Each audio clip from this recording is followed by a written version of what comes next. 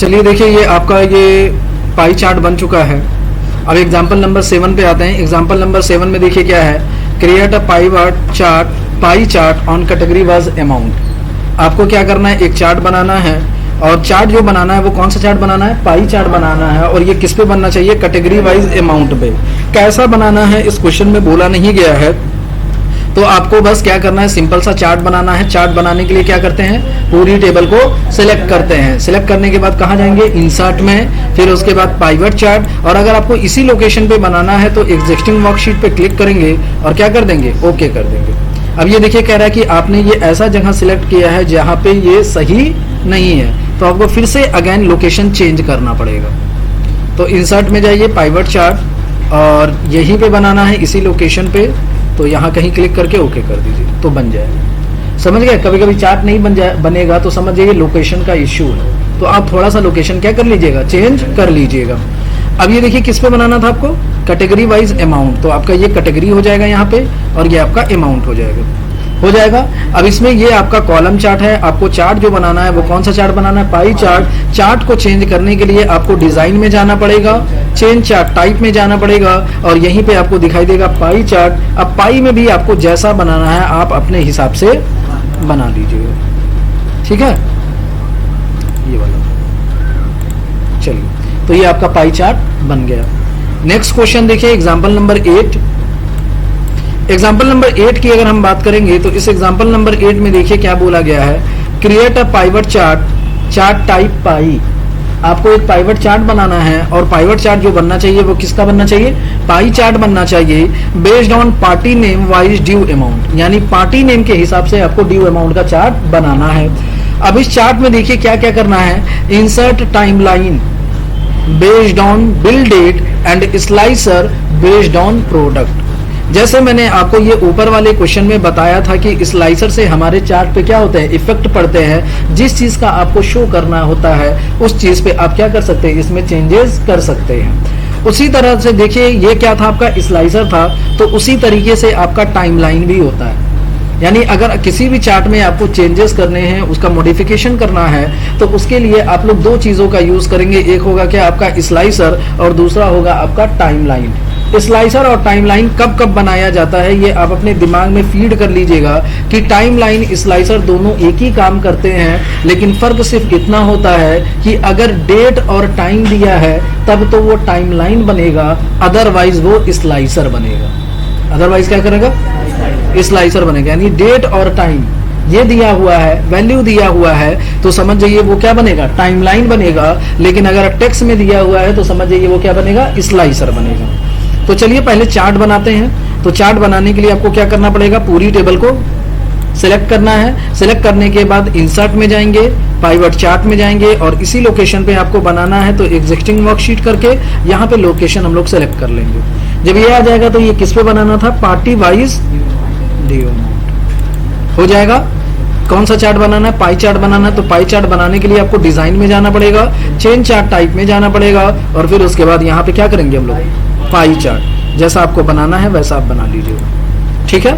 अब इसमें कुछ चेंजेस तो करना नहीं है, इसमें सीधे आपको क्या करना है, स्लाइसर बनाना है और टाइमलाइन बनाना है। टाइमलाइन जो बनना चाहिए वो बिल डेट पे बनना चाहिए, स्लाइसर जो बनना चाहिए वो किस पे बनना चाहिए, प्रोडक्ट पे।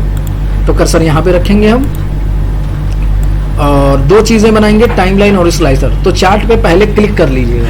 कभी कभी ये एनालाइज दिखेगा नहीं दिखेगा, तो इसकी गलती क्या हो सकती है कि आपका चार्ट पे क्लिक नहीं होगा। तो देखिए स्लाइसर एनालाइज नहीं दिख रहा है, तो पहले चार्ट पे क्या करेंगे, क्लिक करेंगे। अब ये एनालाइज दिखने लगेगा।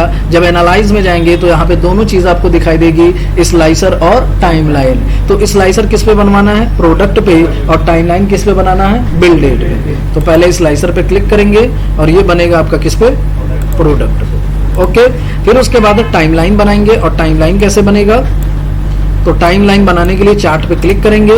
क्लिक करने के बाद एनालाइज में जाएंगे और यही दिखाई देगा टाइमलाइन। और जब टाइमलाइन में आप जाएंगे तो यहाँ पे आपको दिखाई देगा बिल डेट,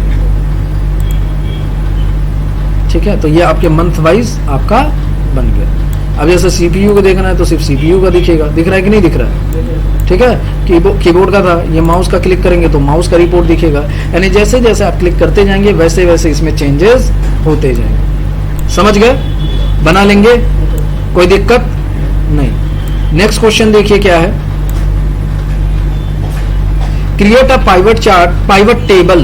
इस बार चार्ट नहीं बनाना है, आपको क्या करना है, पाइवट टेबल बनाना है based on date of transfer yearly wise due amount. आपको क्या बनाना है, पाइवट टेबल बनाना है, इस बार चार्ट नहीं बनाना है। और जब पाइवट टेबल बन जाएगा तो उसके बाद आपको स्लाइसर भी बनाना है, और स्लाइसर बनाने के बाद क्या बनाना है, टाइमलाइन डेट ऑफ ट्रांसफर पे बनाना है। और स्लाइसर किस पे बनेगा, आपका इन्वेस्टमेंट पे बनेगा। तो चलिए पहले पूरी टेबल को क्या करेंगे, सिलेक्ट करेंगे। पाइवट टेबल और पाइवट चार्ट में डिफरेंसेस क्या होते हैं, तो ये याद रखिएगा कि पाइवट चार्ट जो होता है वो ग्राफिक में दिखता है, और पाइवट टेबल जो होता है वो वैल्यूज में दिखता है। किस में दिखता है, तो आप कहेंगे ये डेटा में भी तो वैल्यू दिख रही है, लेकिन वो क्या करेगा, उसको सिंक्रोनाइज कर देगा। क्या कर देगा, सिंक्रोनाइज करने का मतलब क्या होगा कि आपको डेट ऑफ ट्रांसफर के हिसाब से ड्यू अमाउंट देखना है तो वो ऑटोमेटिक दिखने लगेगा। कैसे दिखेगा, तो पूरी टेबल को सिलेक्ट करेंगे, इंसर्ट में जाएंगे और यहीं आपको दिखाई देगा पाइवट टेबल, दिखाई दे रहा है। जब पाइवट टेबल पे आप क्लिक करेंगे ये विंडो खुलेगी, यहीं पे आपको बनाना है तो एग्जीक्यूशन करेंगे और यहाँ से कोई भी एक लोकेशन सेलेक्ट कर लेंगे। ठीक है, तो ये कुछ इस तरीके से आएगा, जहां पे कर्सर रखेंगे वहीं बनेगा।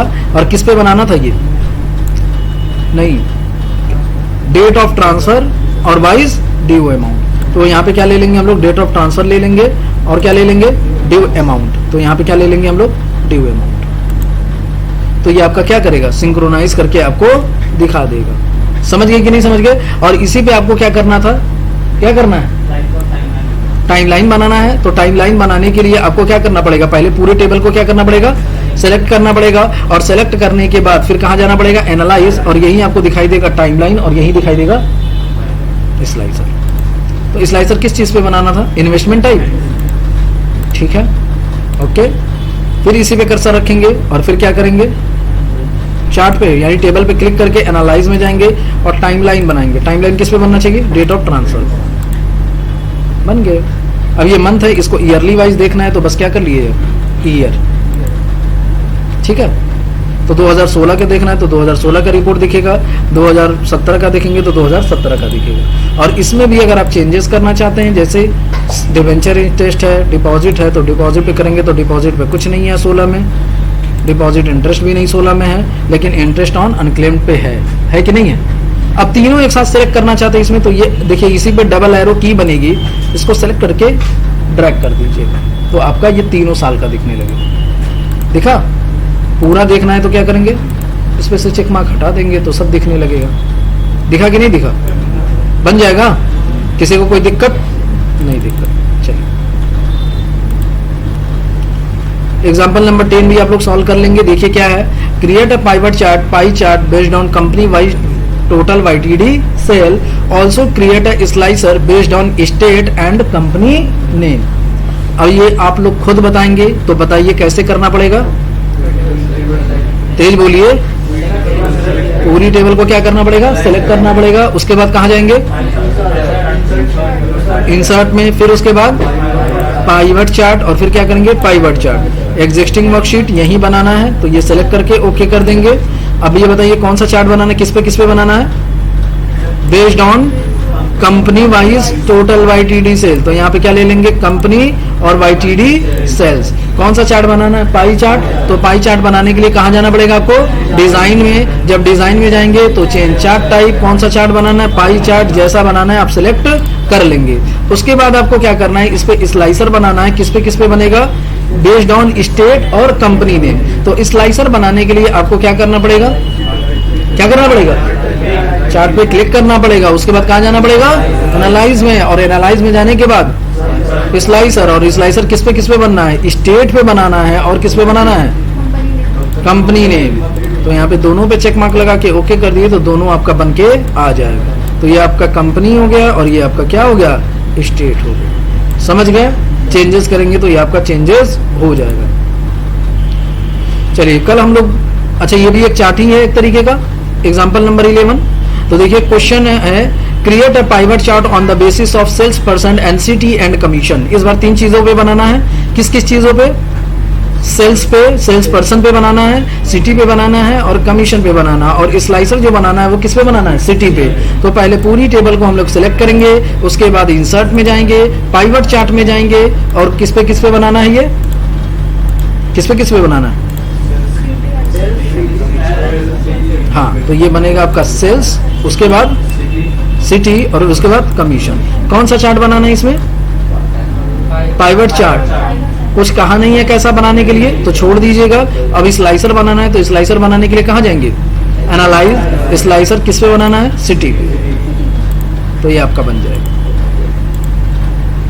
ठीक है, ये आपका क्वेश्चन कंप्लीट। अब देखिए नेक्स्ट आपका क्वेश्चन है, go to sales data sheet, generate the report on the new sheet. तो देखिए जब चार्ट बनाने के लिए कहे तो चार्ट बनाएंगे, लेकिन जब रिपोर्ट जनरेट करने के लिए कहे तो समझ जाइए पाइवट टेबल बनेगा। क्या बनेगा? और यही कल हम लोग सीखेंगे कि कैसे पाइवट टेबल बनाया जाता है। ठीक है, चलिए सॉल्व कर लीजिए अपना क्वेश्चन।